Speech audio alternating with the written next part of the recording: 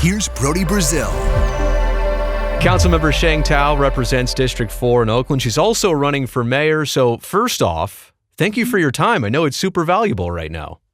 Oh, absolutely. Thank you so much for having me on. It's becoming quite clear, just doing the math and looking at the council's schedule, that we're not going to have a binding vote for Howard Terminal here in 2022. Nobody's officially said that, but again, it's pretty obvious to read between the lines. That being said, is the project still trending in the right direction, or do you consider this little bit right here kind of a stall? So I'll be straightforward with you. I'm not actually in those negotiations meeting. In negotiation meetings, it is other council members and the mayor, Libby Schaff. And it's actually, for me, it's pretty upsetting that we weren't able to receive a proposal, the city council receive a proposal. It was scheduled I scheduled Councilmember Gallo's request for a cost benefit analysis to the September 20th city council meeting, where we heard an oral update because there was no proposal. And so it's a little disheartening, but I'm optimistic to make sure that we keep the A's in Oakland. And to your point, yeah, it's I think it's well documented that the city staff does, right, the direct negotiations with the A's, and they update you as a council member on the progress. That's what other council members have said. But you, as a person running for mayor, it seems like, and if you do get what you're running for, you'd have a much bigger hand on this entire process. How would you see yourself handling all of this entering 2023? Because it does seem like it's going there. Absolutely. It's one of those things where I would step in as a leader who is pretty straightforward. I've gotten deals done, that have been decades old, including undergrounding, issues in the hills and Chabot Space and Science Center and their debt really fully wiping that off the table so they can move forward with NASA. And so I would approach this the same way, is bringing people to the table, really having conversations around what the minimum requirements look like, and not playing games on either side. Again, I don't know how those negotiations look like because I'm not in those negotiations. And I'm not even in the working group, working with city staff to negotiate what they will say when they meet with the Oakland A's. But I would try to come to, some sort of yes for everybody. So where do you get the updates on then, right? You're not directly involved, but how do you hear the information, which obviously is critical to what you're about to jump into? Absolutely. We get updates from city staff. And so anytime something big happens, they'll call for an emergency meeting with just me. They'll meet with every single council member so that they don't violate and we don't violate the Brown Act. Right. And so that's how we get updated. So a new mayor for the city of Oakland, no matter what, several new city council members for Oakland, no matter what. These are all the key decision makers on the project, likely in 2023, if that's where it's going. Will it take a little bit of time to get all of the new people up to speed on where things have been? Is that kind of in my mind, that's not an issue, but that's a consideration. Is that a reality? Oh, that's a total reality. We have to onboard everybody, catch everybody up, give the history, and this will all be done in what I would see if it's possible for closed session, that will happen. If not, then it will be meetings with each council member. I, as Oakland's next mayor, would be in those meetings. I will make sure to be in those meetings to make sure that the new council members are updated with factual information so that we can really work on it together. It's been well established that Oakland does not want to incur any of the responsibilities of project overruns and costs of infrastructure that escalate over the years. And that makes a lot of sense for the city, right? They do not want to put the general fund at risk or the taxpayers at risk. So that being said, is it easy to go to the A's in all of this and just say, you guys are the backstop? I've heard that mentioned from several different council members, that they're just going to cover everything that costs over a certain amount. Is it easy in a negotiation to tell the other side that? Well, we're, like you said, we're in negotiations, and I think that we shouldn't be out trying to cheerlead for the project. We're in negotiations, and at the end of the day, we do have to live our values. And again, what I do believe that Mayor Schaff did do well is to go get grants from the state and the federal level, right? And so these grants wouldn't come to the city if it weren't for this specific project. And so I do believe that does leverage and gives the city leverage in regards to how we fund the infrastructure outside of Howard Terminal. So the way it's set up, and what I understand is that right now, some of these grants have been secured, like in the hundreds of millions of dollars so far. You thought you were about the tens of millions of dollars away. I think Oakland got to be within 90% of the 2021 estimate for offsite infrastructure for Howard Terminal. But obviously now inflation and everything else, and now it's turned into 100+ million is the gap to bridge. But all of this continues to rely on federal and state grants. And Oakland and the A's are both kind of left at the mercy of those coming through. Is that a bad position for both sides to be in right now? I believe that if the money is already secured from the state and federal funds, I think that we can move forward in the sense that, we would have to figure out how the gap is filled. Mm-hmm. But again, I do not feel comfortable moving forward with anything that doesn't have those strong backstops. It's just not fair for Oakland residents. We have seen what that has cost Oakland residents with the Oakland Raiders. Sure. And so we have to have those mechanisms. I'm a yes if, right? And so I do have these different criterias that I'm looking for in regards to the deal. Otherwise, it's not going to, otherwise I wouldn't even be able to vote for it. And I've been very clear, and I've been the clearest about that on the city council. And so I do believe that what I'm asking for is the minimum that the Oakland A's can do.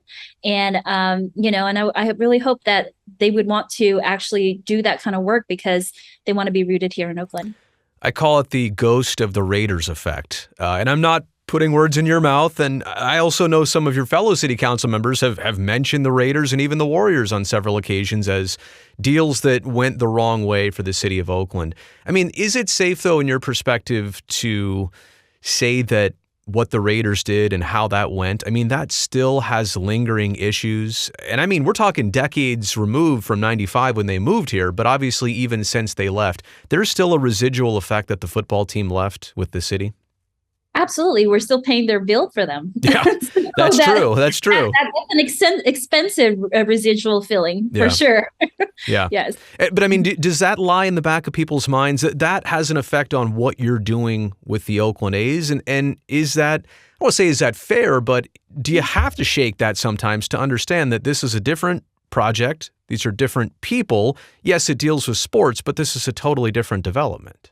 It is a totally different development. However, you have to learn from your past mistakes. Mm-hmm. And the past mistakes that we have learned from the Raiders is that we didn't have the strong language in place in regards to the strong backstops. Got it. Right. So it's not, it's not whether or not it's not just a toss up where it's like, yes, you either want the development or you don't. There's so many nuances that goes into it. Mm-hmm. And I'm a true believer of, yes, this is a whole different project. It's completely different people. However, we have to do what we have been sworn in to do, which is to protect, the fiscal solvency of the city and make sure that we are, voting on things that will be in the best interest of taxpayers and residents. So the offsite infrastructure cost is like maybe the biggest deal right now. How are you going to bridge that gap? And that number might even change from 2022 to 3 and 4 and beyond. Obviously, you're not going to put the general fund at risk, and you're wanting to get some of these grants to fill that gap. But if those two things, like it's obviously not coming from the public, and if they don't come through to the full scale with grants, are there any other creative ways to come up with this money, this certain amount of money that could generate a whole lot more revenue for the city in decades to come? Yeah, no, there are other possibilities, but again, I would have to look at the different proposals and ensure that we are incurring more of the revenues that will come because we are investing into the stadium. Got it. And that's exactly what I want to see. I want to see what the cost benefit analysis are. And not just that, but, of course, we want to keep our last sports team. Well, not last because we have the Oakland roots, right? But then we want to keep the Oakland A's rooted here in the city of Oakland. However, it can't be at that high cost of us not being able to pay it back or pay it down. And so if there are other ways that I have in regards to, or other ideas that I have in regards to how we fill in that gap. Okay. But it's a very sensitive topic. And so, we have to be cognizant when we talk about how we actually bring those funds in to fill in the gap. If we were to get state and federal funding, that have secured, if we were to get the Oakland A's and secure that funding, then we would be able to fill in that gap. And so if there are other ways that I have in regards to, or other ideas that I have in regards to how we fill in that gap. Okay. Yeah. And so, we have to be cognizant when we talk about how we actually bring those funds in to fill in the gap. If we were to get the Oakland A's and secure that funding, I believe that there is a pathway to fill in the gap if we continue to work together. So you've got some good ideas. You just do not want to share them right now with me because that's giving away the secrets. Yeah, right. Okay. And then that's, and then it's not good for negotiations. Totally understand. Totally understand. I'm sure you meet with a lot of people in the city of Oakland who have feelings about this project one way or the other. Those who support it, those who aren't sure about it, and those who definitely don't like it. I want to know on both sides. First off, what do you tell the supporters of this project when they come to you and say, I want this to happen. How can we make this happen? What is your personal response to them?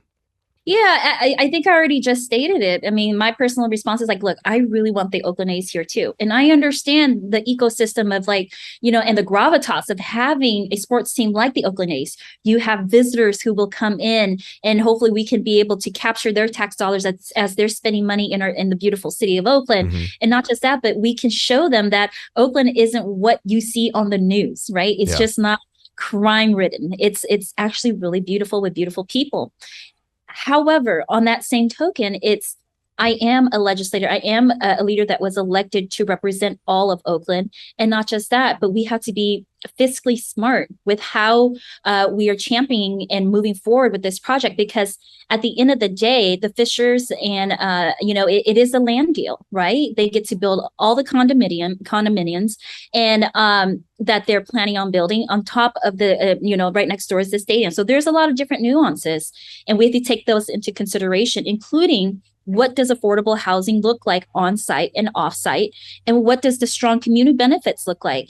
And when I talk about community benefits, we must take into consideration, the pollution, right? Because West Oakland and Chinatown are the two most highly polluted areas in the city already.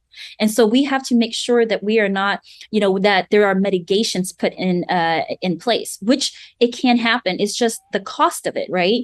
And so there are investments from both sides.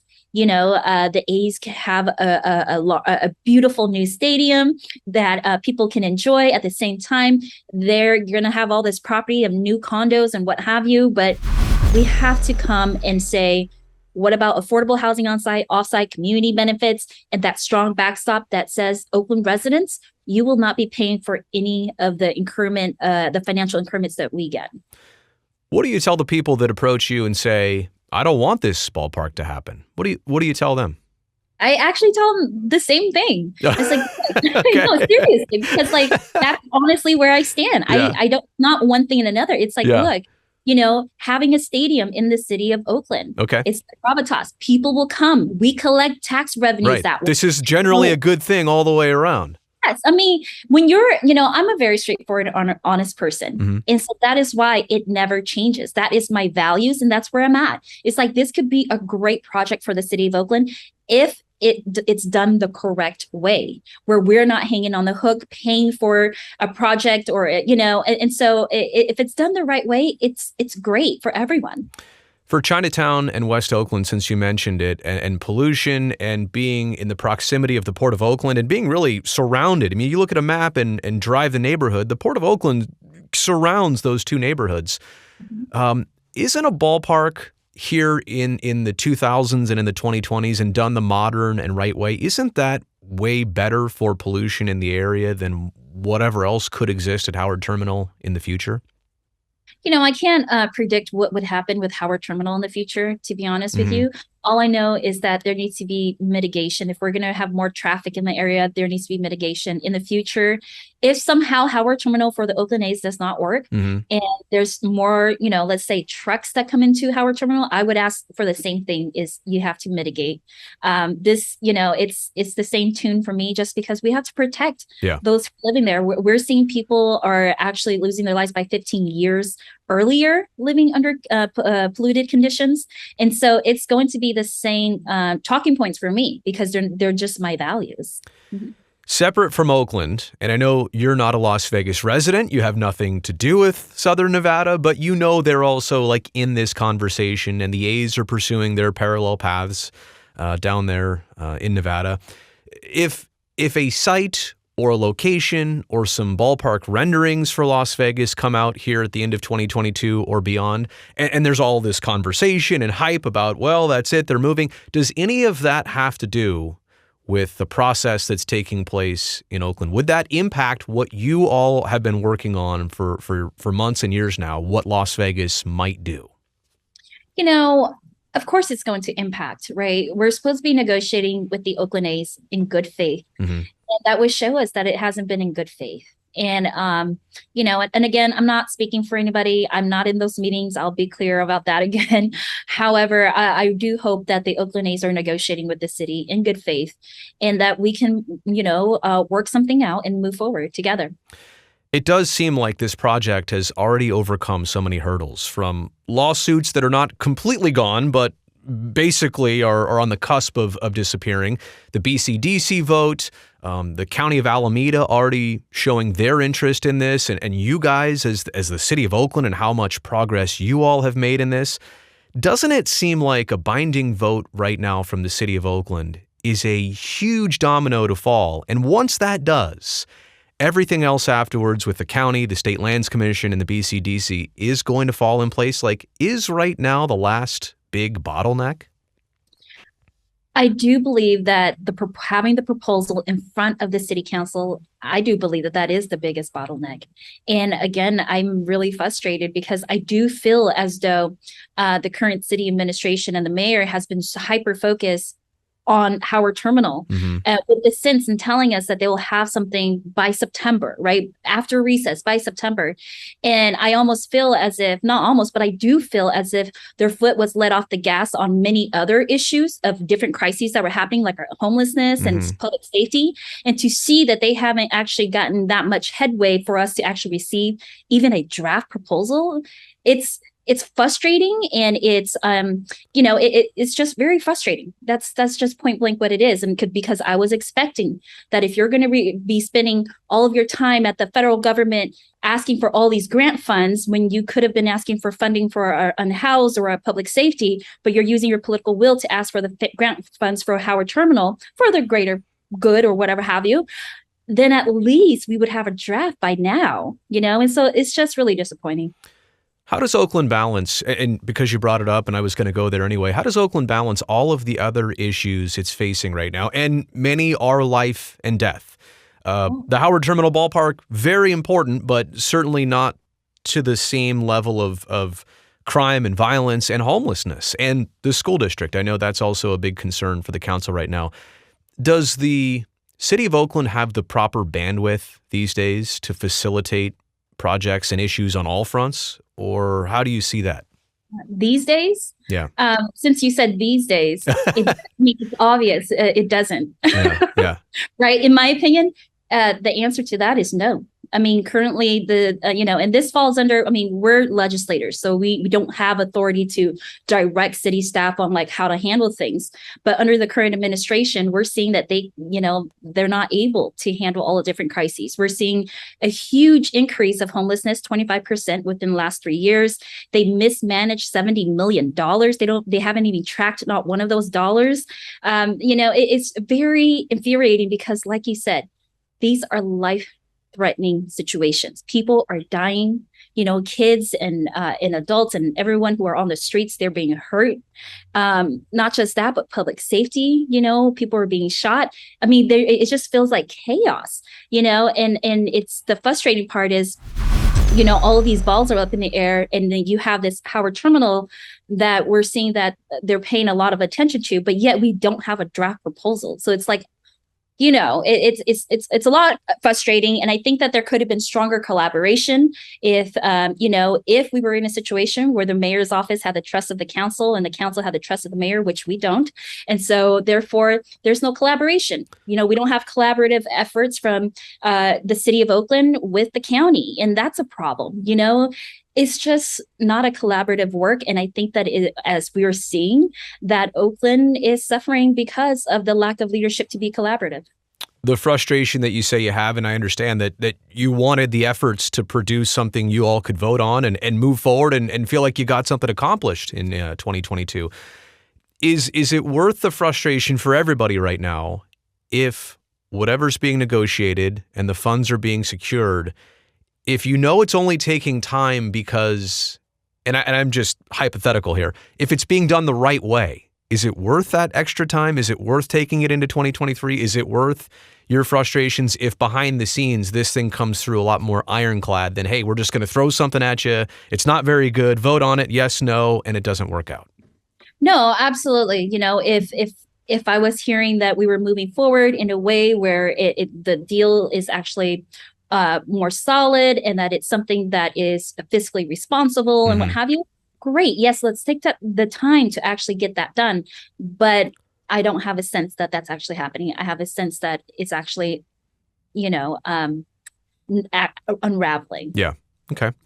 You're running for mayor. Obviously, you've expressed support for this, but I can very clearly understand you want this done the right way and you want this done the responsible way. There's no question about that. And again, totally understandable. So I don't know if this is fair for me to pose it like this, but is there a 1 to 10 like scale of how much you actually want this project to get done, all things considered, the right way? Okay, all things considered the right way, yes. I think there is a huge win-win opportunity. I mean, for me, it's about how do we expand community benefits? Yeah. How do we expand our general revenue, right? We need more dollars to come and pay for more services. Right. So there's a way that we can make this all work where we can capture more revenues by visitors or what have you, activate Jack London Square again, activate downtown again.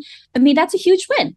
So, if everything was done correctly especially with the money and making sure that there are strong backstops, I think that I can tell you here that I'd be a 10 out of 10.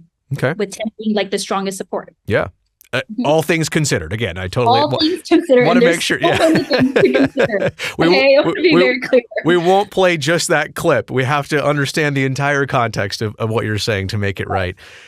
Just a couple more things. Again, I really appreciate every minute of your time. I know it's valuable. Have you found that during this project and this process that when you talk to people, you are educating them as much as informing them on what's going on? Because this is so complex. This is so difficult to understand. People first off think that taxpayer money is going to Howard Terminal, or if you live in Oakland, your taxes are going up for this. But as you mentioned before, the taxes are only generated by what the project can increase the value of. And even the revenue on the site, I've heard upwards of $10 million a year of property tax, and it's only generating about $75,000 right now. Mm-hmm. Yes, I do a lot of education. I want people to have the correct information in this campaign cycle, not about this topic per se.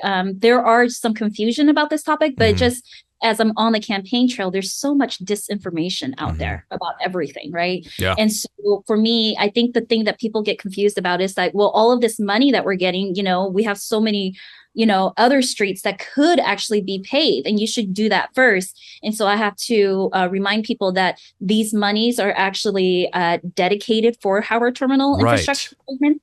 And if we didn't have Howard Terminal, we would have to give it back. And so it's not like we would have it anyway to spend how we would like to spend it.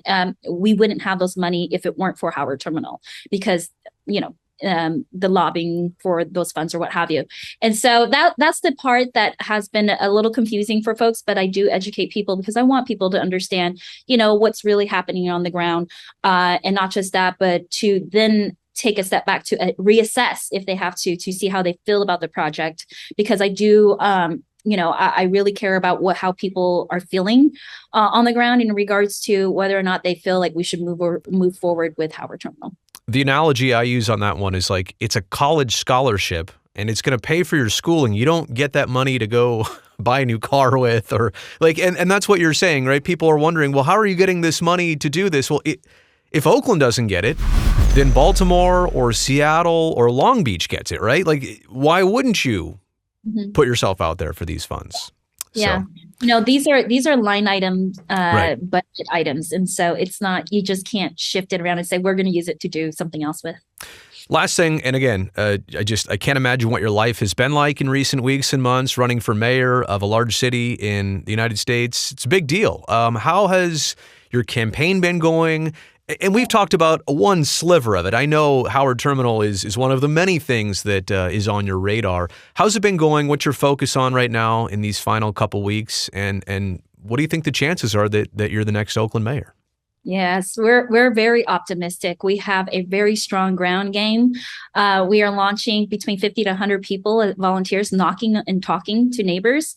What we're finding is that a lot of our residents in the city of Oakland, they don't even know that there's a mayor's race happening. We're going to have a new mayor, and so that's educating folks on its own. But Right. the campaign's going really great. And if we were to win this race, then I would be the first Hmong person in the nation to represent a big city like Oakland. And so the Hmong community is also energized, and they're coming out. Flying from Wisconsin, Minnesota, Fresno, Stockton to knock on doors, donating as well too. And so it's just been amazing, to really see that the majority of the residents in the city of Oakland, like our city workers and nurses and firefighters and grocery workers, and even our port workers, they're all coming out to support the campaign. And so it's just been you don't take anything for granted. So I'm knocking on doors every day. Well, the light is here at the end of the tunnel. You've reached it. Hopefully it works out for you. Wish you the best of luck. And hopefully our relationship talking about this project can continue. If you're the mayor, you're the person to talk to for sure. No, absolutely. I want Yeah. to be very transparent, and so long as I could get out the message, the wider the breadth, the better it is. So I welcome that relationship. Come January, because I will be your mayor, and call me anytime. I would love to talk candidly on camera.